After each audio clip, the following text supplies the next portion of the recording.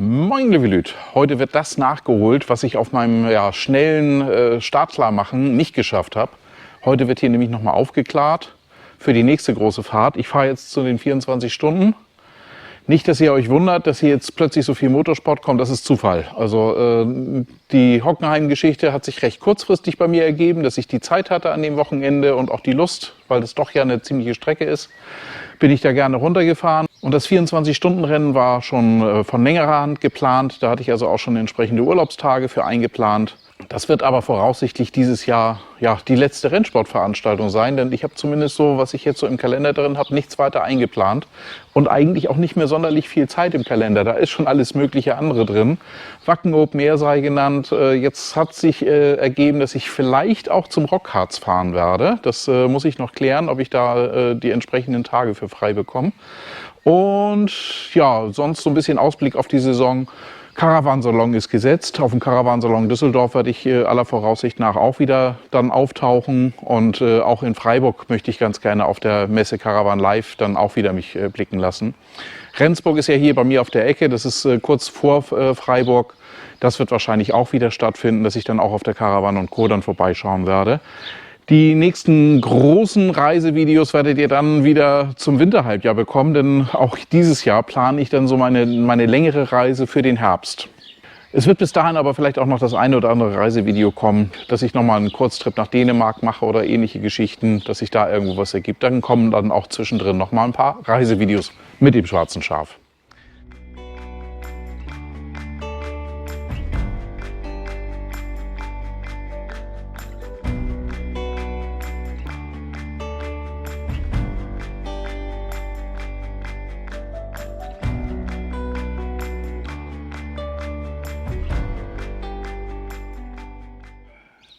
Ich habe ja schon in dem Video in einer Stunde abfahrbereit euch gesagt, dass ich es nicht ganz geschafft habe, jetzt im Frühjahr alles rechtzeitig aufzuklaren, dass das also ein Schnelldurchgang war, als ich zum Hockenheimring gefahren bin.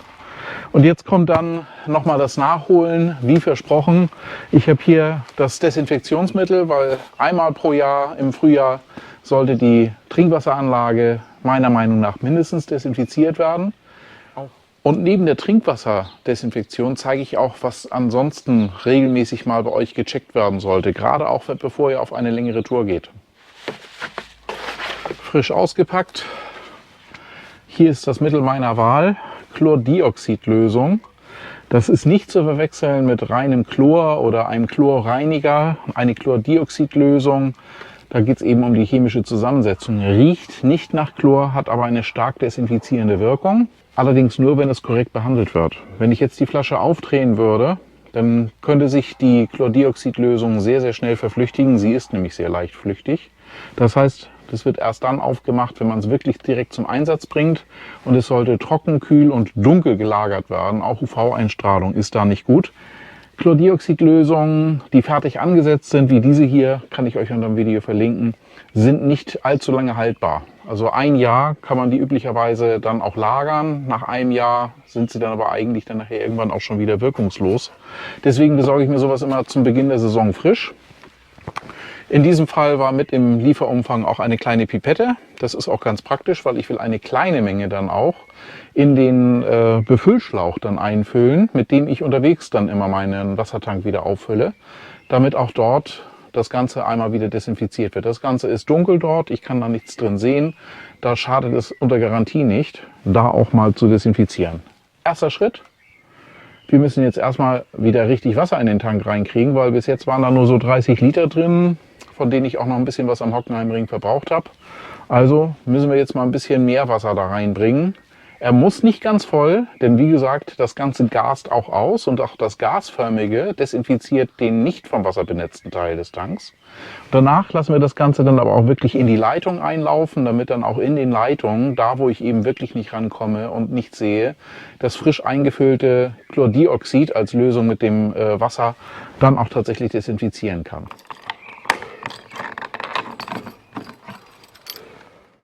Da kann mein frisch gepflanzter Buchsbaum da hinten mal ein bisschen Wasser bekommen. Wenn wir fertig gespült haben, kann er dann hier rein. Ich resette nochmal. Es waren jetzt ca. 30 Liter im Tank drin. Ich habe nicht allzu viel verbraucht.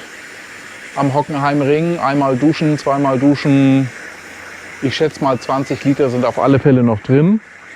Und ich möchte ihn jetzt eigentlich so auf 80 Liter ungefähr befüllen. Das heißt, 60 Liter wäre das Maximum, was ich hier jetzt so reingeben möchte. 100 Liter Fassungsvermögen hat er. Ich glaube, ich bleibe sogar noch mal 10 Liter darunter. 50 Liter sollte reichen. Ein Vorteil von der Pistole, hier seht ihr, dass da so ein bisschen Rückstau ist. Ich kann jetzt hier die Fördermenge einstellen, so dass es nicht zurückläuft im Einfüllstutzen. Bei 40 Litern stoppe ich einmal. Aber jetzt ist der Moment gekommen, die Chlordioxidlösung einzufüllen über den großen Stutzen. Denn dann kann es durch das nachströmende Wasser, das ich durch den Einfüllstutzen dann nochmal nachlaufen lasse, dann auch richtig untergemischt werden, dass es auch eine gleichmäßige Verteilung im Tank dann bekommt. Gott sei Dank ist das alles ganz gut zugänglich, auch wenn die Matratze drin ist. Und das ist der kleine, der kurze Schlauch, mit dem ich dann unterwegs dann den Tank auffülle. Da kommt dann gleich mit der Pipette ein kleines bisschen Chlordioxidlösung rein. Der Rest der 250 Milliliter Chlordioxidlösung geht komplett in den Tank. Ziehe mir mit der Pipette einmal die Menge, die ich haben möchte. So, und dann geht aber auch gleich direkt der Deckel wieder drauf. Ihr könnt jetzt hier die Farbe sehen, die diese Lösung hat. Damit haben wir dann auch gleich eine schöne Kontrolle, dass es eine leichte Einfärbung ins Wasser dann gibt. Und da füllen wir das Ganze dann in den Schlauch ein. Jetzt fülle ich noch mal einen kleinen Füllschlauch auf. Ich habe hier auf kleinste Stufe gestellt. Mal gucken, wie gut das klappt oder ob ich gleich pitschnass bin. Wow, sowas habe ich mir gedacht. Jetzt ist er angekommen. So, damit kann auch der Schlauch jetzt einwirken. Das Ganze lasse ich jetzt mindestens 4 Stunden einwirken. Das Ganze riecht leicht in dieser Konzentration. Wenn ich es da im Tank drin habe, ist dieser Geruch nicht mehr wahrnehmbar.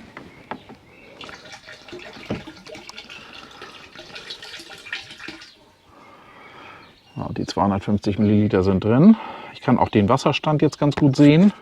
Dann füllen wir jetzt noch mal 10 Liter nach.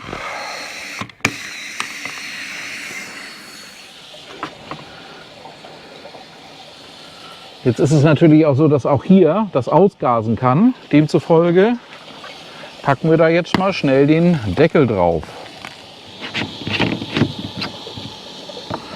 So, jetzt kann nichts mehr ausgasen und die 50 Liter haben wir auch gleich voll. Habe ich auch ganz gut geschätzt vom Wasserstand her. 60 Liter wäre, glaube ich, ein Ticken zu viel gewesen. Es soll ruhig oben eine kleine Luftblase da bleiben. Ich fülle den Tank üblicherweise sowieso nie so voll. Und das ausgasende Chlordioxid desinfiziert auch diesen Teil. Warum nehme ich Chlordioxid? Chlordioxidlösungen sind in der Lage, einen Bakterienfilm aufzubrechen. Das schafft Zitronensäure nicht. Auch Zitronensäure hat eine bakteriell desinfizierende Wirkung. Auch das wäre geeignet.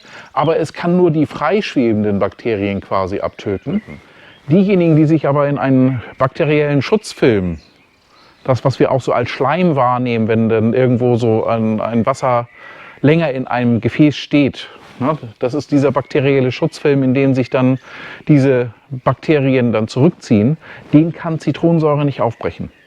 Das kann aber Chlordioxid sogar recht gut. Deswegen wird es auch von Wasserwerken zum Beispiel zur Desinfektion von wasserführenden Anlagen verwendet. Das ist also tatsächlich das Mittel der Wahl, was auch in der industriellen Trinkwasseraufbereitung genutzt und empfohlen wird. Mal schauen, wie das Wasser aussieht, wenn ich das jetzt sammle. Da kommt allmählich der Gelbton durch.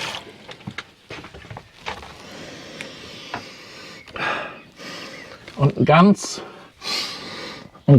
leicht, aber ich muss wirklich die Nase ganz dicht dran haben, riecht man auch so diese Nuance Chlordioxid. Das ist nicht so ein stechender Chlorgeruch, wie man ihn sonst kennt. Und vor einer längeren Tour solltet ihr euch auch mal dem Motorraum widmen. Hier der Kühlflüssigkeitsstand, der ist genau zwischen den beiden Markierungen, da wo er sein soll, alles okay.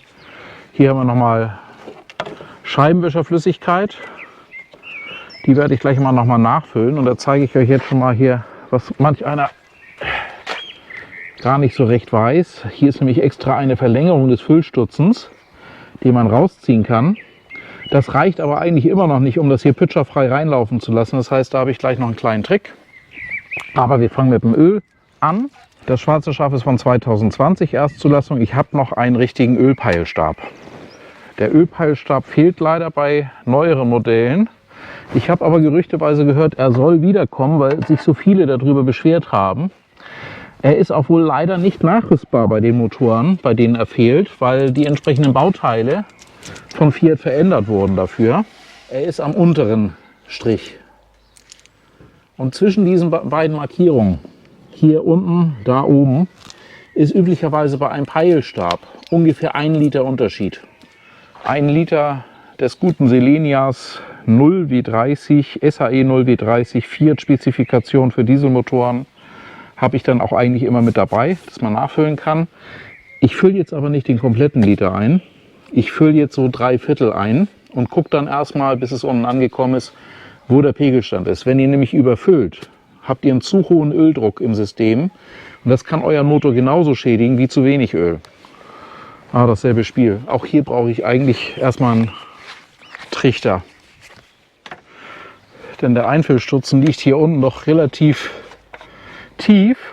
Bis man da unten mit der Ölkanne angekommen ist, hat man schon die Hälfte daneben gekippt. Und das sollte man mit Öl nicht machen. Und wenn ihr jetzt abschätzen wollt, wie viel ist ein 3/4 Liter, hier an der Seite ist eine Skala angebracht. Da könnt ihr das gut sehen. Da seht ihr, dass das mit dem Trichter doch wesentlich angenehmer geht. Wenn ihr hier jetzt mal auf den Flüssigkeitsstand guckt, dann ist es noch etwas mehr als 1/4, was übrig ist. Aber das ist okay so. Das lasse ich jetzt erstmal einsacken. Ein bisschen Sichtkontrolle, was man so sieht, ob da irgendwo Ölaustritt ist, wo er nicht sein soll. Das schadet nie. Und das Fahrzeug hat auch gerade erst in der letzten Saison seine kleine Inspektion bekommen. Die nächste Inspektion ist erst nächstes Jahr wieder dran. Deswegen umso wichtiger, dass ihr auch mal nach dem Ölstand dann guckt. Es wurde mir auch im Display angezeigt. Das heißt, er misst bei dem Ducato 7 auch schon elektronisch. Da zeigte er mir noch einen, ich glaube von 4 oder von 5 Balken an, wo er noch Öl fühlt. Das hat auch einer von euch in dem Video, wo ich mich mit dem AdBlue-Betanken nochmal auseinandergesetzt habe, dann auch gleich gesagt, weil da sieht man das im Display einmal, dass auch der Ölstand da aufleuchtet. Das werde ich euch hier jetzt mal reinschneiden, dass er da schon Temperatur bekommt, wenn er dann sieht, dass der Ölstand so ist. Bei den neueren Fahrzeugen, beim Ducato 8, ist es das Einzige, was ihr zu Gesicht bekommt.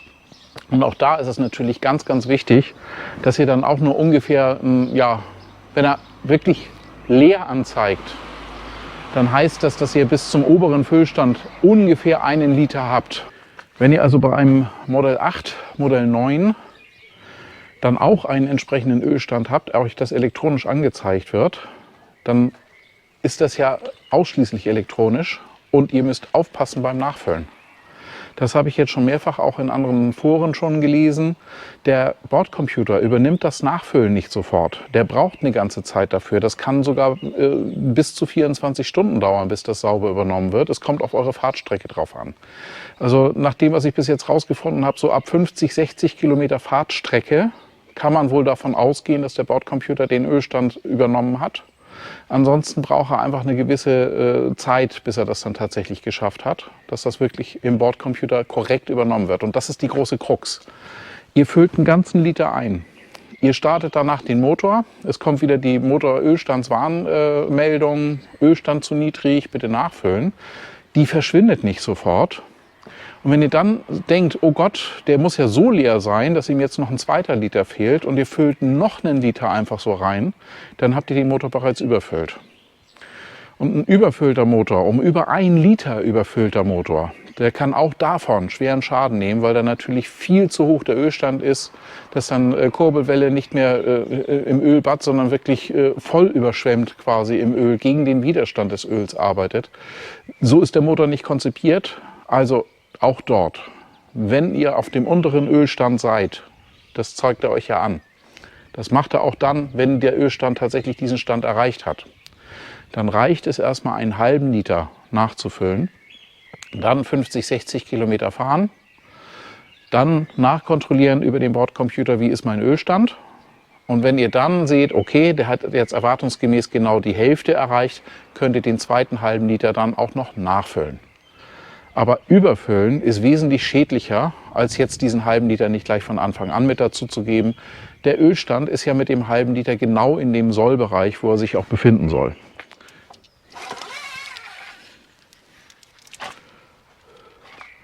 Erwartungsgemäß bin ich hier ungefähr bei der Hälfte.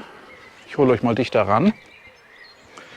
Wenn ihr jetzt mal hier von oben rauf guckt, da könnt ihr das, glaube ich, ja, so kann man das ganz gut sehen. Wir haben jetzt also doch nicht nur die Hälfte, wir haben tatsächlich das Dreiviertel. So, Wiederholung der Messung. Ja, hier kann man es ganz gut sehen.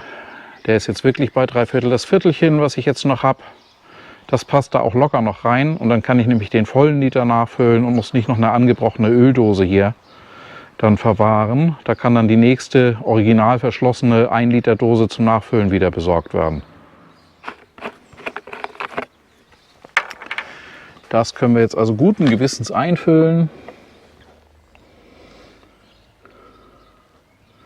ohne dabei den Motor zu überfüllen.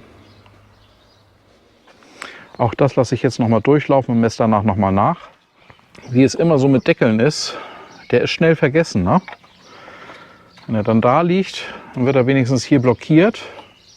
Dann merkt man das vielleicht, aber er fällt vielleicht auch im Motorraum rein. Denkt an den Öldeckel.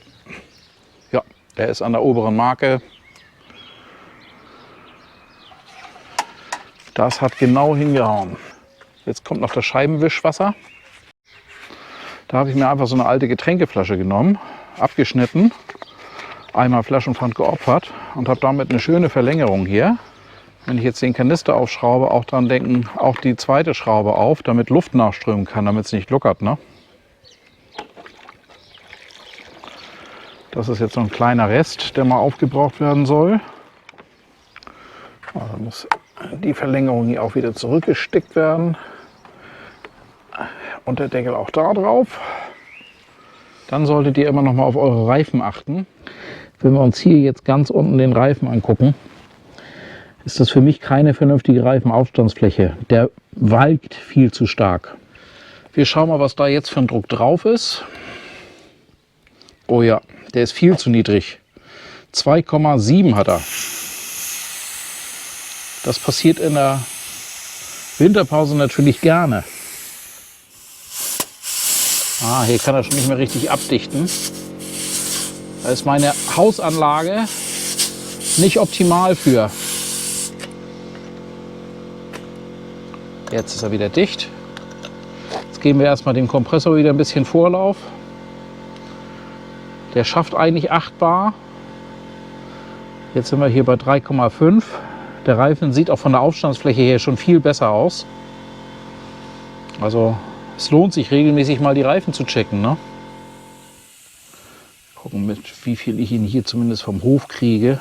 Da muss ich noch mal an die Tankstelle, die eine LKW-Anlage hat, die höhere Drücke fahren kann. Habe ich hier eine in der Nachbarschaft. Ja, 4,5. Das ist eigentlich das, was ich ihn auch haben will. Gerne 5 hinten, 4,5 vorne. Das ist so das, worauf ich mich eingependelt habe. Aber wesentlich über 4,5 schaffe ich hier nicht. Und jetzt mal das Vergleichsbild vorher-nachher. Das sind jetzt 4,5 Bar. Da darf gerne noch ein Ticken mehr rein. Das halbe Bar mehr sorgt für eine sattere Aufstandsfläche. Ich fahre hinten 5, vorne 4,5. Mit dem Michelin-Reifen auf dem Leitfahrwerk 15 Zoll habe ich da gute Erfahrungen mit gemacht. Ich weiß, einige von euch schreien, viel zu viel, mit weniger Druck, mehr Komfort. Das ist immer individuell. Eure Reifengröße, eure Felgengröße, euer Fahrempfinden. Aber achtet darauf, dass der Reifen auf der einen Seite nicht zu doll walken muss, dass er also nicht baucht unten und dass er eine satte Reifenaufstandsfläche hat. Dann seid ihr eigentlich auf der richtigen Spur. Ihr dürft nicht vergessen, unsere Wohnmobile sind randvoll geladen. Jetzt muss die Chlordioxidlösung noch 12 Stunden wirken. Das heißt, für mich ist jetzt hier für heute Feierabend. Für euch geht es direkt weiter, weil ich das natürlich zusammenschneide. Und dann sehen wir uns morgen früh. Nächster Tag ist da. Und die Sonne ist sogar ein bisschen besser rausgekommen. Jetzt können wir hier einmal durchlaufen lassen. Ich nehme jetzt erstmal den Heißwasseranschluss, dass der erstmal mit dem Boiler komplett mit 10 Litern auch nochmal durchspült wird. Ihr müsst aufpassen bei der ganzen Geschichte, wenn ihr das hier durchlaufen lasst, denn die Tauchpumpe hinten, also ich habe hier keine Druckwasserpumpe, sondern eine Tauchpumpe, die schafft jetzt 19 Liter ungefähr die Minute, sollte dann also in 4 bis 5 Minuten hier den Tank dann einmal leer haben. Die reagieren sehr empfindlich darauf, trocken zu laufen. Meine ist jetzt schon seit 4 Jahren am Laufen. Offensichtlich, wenn man sie gut pflegt und hegt, dann halten die auch mal länger, obwohl sie eigentlich als Verbrauchsmaterial gelten. Also bleibt bei der Sache dabei, dass die Pumpe nicht trocken läuft. Das soll mal lang an Warmwasser. Jetzt spülen wir die Kaltwasserleitung noch mal ordentlich durch. Hier läuft immer noch Warmwasser. Auch da gehen wir jetzt mal auf Kaltwasser. Es ist soweit. Die Pumpe hat nichts mehr zum Fördern. Schnell ausmachen. Das Gute am Chlordioxid ist, es hinterlässt jetzt keine gesundheitsschädlichen Spuren. Ich muss also nicht jetzt noch stundenlang den Tank 3, 4, 5 Mal spülen, wie man das wahrscheinlich bei einem richtigen Chlorreiniger machen würde, alleine um diesen Chlorgeruch aus dem Auto rauszubekommen. Ist hier überhaupt nicht erforderlich. Denn ich habe ja hier eben die ganze Zeit 40, 50 Liter chlorhaltiges Wasser durchlaufen lassen. Hier riecht nichts. Man hat nicht den kleinsten Hauch von Chlorgeruch hier im Auto. Das ist alleine auch schon eine Sache, die ich daran liebe. Und das Chlordioxid hat halt einfach den Vorteil, es bricht einen eventuell vorhandenen Bakterienfilm dann auch wirklich auf.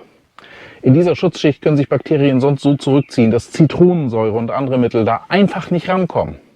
Natürlich hat auch Zitronensäure eine antibakterielle Wirkung, gar keine Frage, kann aber nur die Bakterien erwischen, die frei im Wasser schwimmen.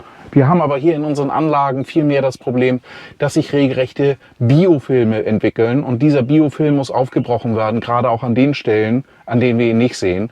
Weswegen es auch für mich wichtig ist, dass das 1- bis 2-mal im Jahr gemacht werden sollte, damit dieser Biofilm sich gar nicht erst so dick aufbauen kann und so eine extreme Schutzschicht aufbaut. Dann haben wir auch noch mal einen kleinen Füllschlauch. Der ist jetzt ja auch randvoll gefüllt. Das Wasser, was hier drin ist, kann ich jetzt dazu nutzen, um das noch mal durch den Einfüllstutzen durchlaufen zu lassen. Dann hat auch der mal Desinfektionsmittel gesehen.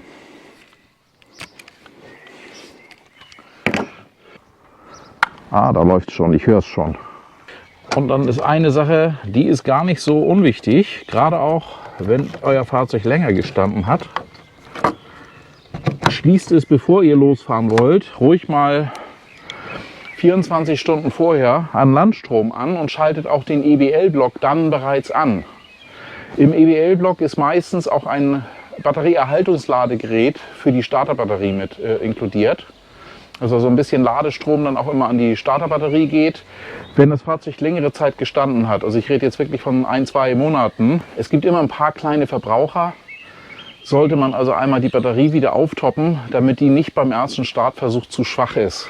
Das ist nie gut und für euch dann ja auch, ihr könnt dann den Kühlschrank dann schon auf 230 Volt vorkühlen lassen, könnt eure Lebensmittel einräumen. Wenn ihr die Möglichkeit habt, vorher nochmal anzuschließen, würde ich euch das immer empfehlen. Kleine Überraschung, auch das habe ich jetzt in der Vorbereitung gemacht. Der Thule Fahrradträger ist hier wieder dran. Und weshalb das so ist, das seht ihr in dem Video zum Nürburgring 24-Stunden-Rennen. Da werde ich nämlich mit einem neuen Fahrrad unterwegs sein, von dem ich mir eine ganze Menge verspreche.